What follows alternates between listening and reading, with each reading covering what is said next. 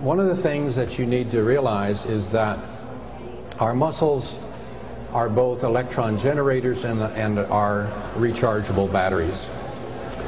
Now, a thing called a piezoelectric crystal is simply, for example, if you take a piece of quartz crystal and you squeeze it with a pair of pliers, it emits electrons. That's called the piezoelectric effect. Well, your muscles are piezoelectric, so I'm just sitting here generating electrons by simply moving my muscle, all right? So muscles are electron generators. The other interesting thing about muscles is they're also rechargeable batteries. So one of the reasons that exercise is so important is that it not only generates but stores voltage for your body to work. So one of the ways you treat yourself is to exercise, and you all know that, right? You just didn't know how it was working. Now you do. So that's the magic thing that I want you to take away from today is this. Chronic disease is always defined as by having low voltage.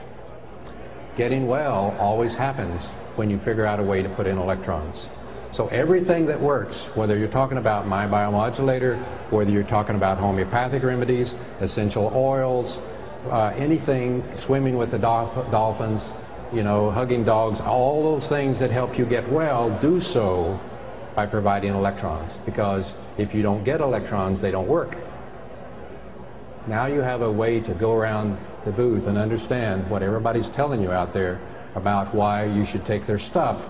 All you need to know is how many electrons are in that. Then you know how good it is.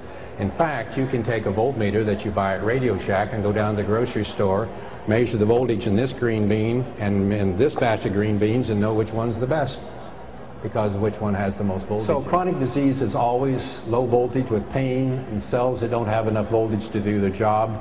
Cells can't get rid of waste products and become toxic. Microorganisms grow and release toxins. And that when you finally get down to plus 30, fungus takes over your cell and you have cancer. Now here's the second part of the thing I want you to know. We heal primarily by making new cells. You make new cells very rapidly. The rods and cones in your eye right now are only 48 hours old.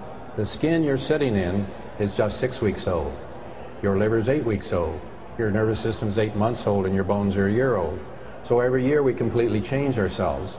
And so we're rapidly making new cells to completely replace ourselves.